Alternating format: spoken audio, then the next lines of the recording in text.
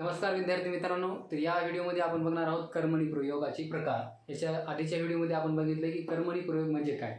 तर कर्मणी प्रयोग बघत असताना आपण असं बघितलंय की वाक्यातील क्रियापद हे कर्माच्या लिंग वचन आणि विभक्तीनुसार जर बदलत असेल तर त्याला आपण कर्मणी प्रयोग असं म्हणतो। ओके, तर ह्यानंतर आपण बघू कर्मणी प्रयोगाचे प्रकार। तर कर्मणी प्रयोगाचे प्रकार बघत असताना पहिला प्रकार आहे प्रधान कर्तृक कर्मणी प्रयोग। कर्मणी प्रयोगाचे एकूण 5 प्रकार पडतात।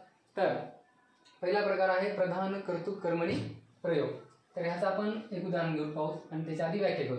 प्रधान कर्तृक कर्मणी प्रयोग म्हणजे वाक्यातील कर्ता हा प्रधान असतो। वाक्यातील कर्ता हा प्रधान असतो म्हणजे प्रधानचा अर्थ आहे मुख्य। तर वाक्यातील कर्ता हा मुख्य असतो, परंतु त्यामधील जे काही क्रियापद आहे ते कर्मानुसारच बदलत असते। ओके, ही झाली त्याची डेफिनेशन। तर आपण त्याचं एक उदाहरण बघू। या ठिकाणी उदाहरण घेऊ आपण चिवने निबंध लिहिला। निबंध लिहिला। आता याला आपण फक्त या वाक्यामधलं जे काही कर्म आहे ते बघून बघू आणि त्याचा परिणाम या क्रियापदावर कसा पडतो हे आपण बघणार आहोत। ओके, याचं उदाहरण आपण कर्ता जसा तसा ठेवून द्यायचा, कारण कर्ता काय आहे प्रधान आहे म्हणजेच मुख्य आहे। चिवने पत्र लिहिले। या ठिकाणी बघा आपण या वाक्यामधलं कर्म या ठिकाणी बदलले। कर्म आधी निबंध होतं, या ठिकाणी आपण पत्र घेतले, तर याचा परिणाम हा क्रियापदावर झाला आहे।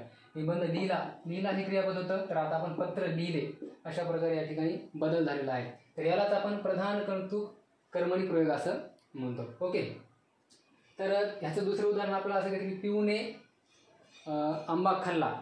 ओके, आणि जेव्हा आपण याला बदल करू कर्मामध्ये, तर पिऊने चिंच खाल्ली, आंबा खाल्ला, चिंच खाल्ली असं आपण त्याचं बघू शकतो। त्याला आपण प्रधान कर्तृक कर्मणी प्रयोग असं म्हणतो। ओके, तर ह्यामधला दुसरा प्रकार आहे पुराण प्राचीन पुरुष कर्मणी प्रयोग। यालाच आपण पुराण कर्मणी प्रयोग असं देखील म्हणू शकतो, यालाच आपण प्राचीन कर्मणी प्रयोग असं देखील म्हणू शकतो, यालाच आपण पुरुष कर्मणी प्रयोग असं देखील म्हणू शकतो। तर याची डेफिनेशन आपल्याला काय सांगता येईल की ज्या वाक्यामध्ये पुराणातील एखादं वाक्य आलेलं असते त्याला आपण पुराण प्राचीन पुरुष कर्मणी प्रयोग असं म्हणतो। या वाक्यामध्ये फक्त पुराणातील कोणतेही वाक्य आलेलं असते। ओके, तर ह्याचं उदाहरण देताना आपण खूप सारे प्राचीन काळातले जे काही साहित्य आहे त्याच्यामध्ये कोणतेही वाक्य घेऊ शकतो। त्याच्यामध्ये आपण उदाहरण घेत असताना हे महान जनजीवन संप्रदर्शी चक्रवर्ती राजा प्रियदर्शी ओ कहलाय अशा प्रकारचं एक महान जे आपले सम्राट होते चक्रवर्ती सम्राट अशोक, ज्यांनी या वाक्याचा अर्थ काय आहे की त्यांनी त्यांच्या राज्यातील जी काही जनता होती त्यांना समानतेची वागणूक दिली। एवढंच नाही तर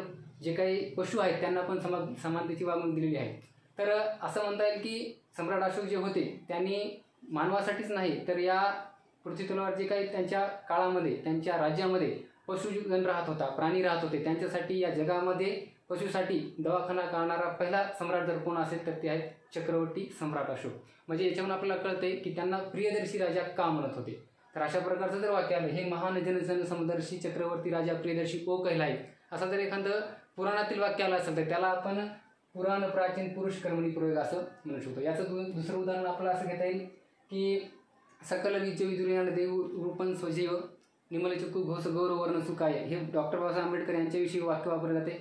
हे वाक्य जर कुठे वाक्यात आलं असेल तर त्याला देखील आपण पुराण प्राचीन पुरुष कर्मणी प्रयोग असं म्हणता येईल। त्यानंतर आपण आता विश्वासमके देवे येणे वागेत दोषावे, हे जे काही ज्ञानेश्वरांची पसायदान आहे ह्याचं पण उदाहरण आपल्याला याच्यामध्ये घेता येते। ओके, तर ह्या पुढील प्रकार आपण पुढच्या व्हिडिओमध्ये बघू।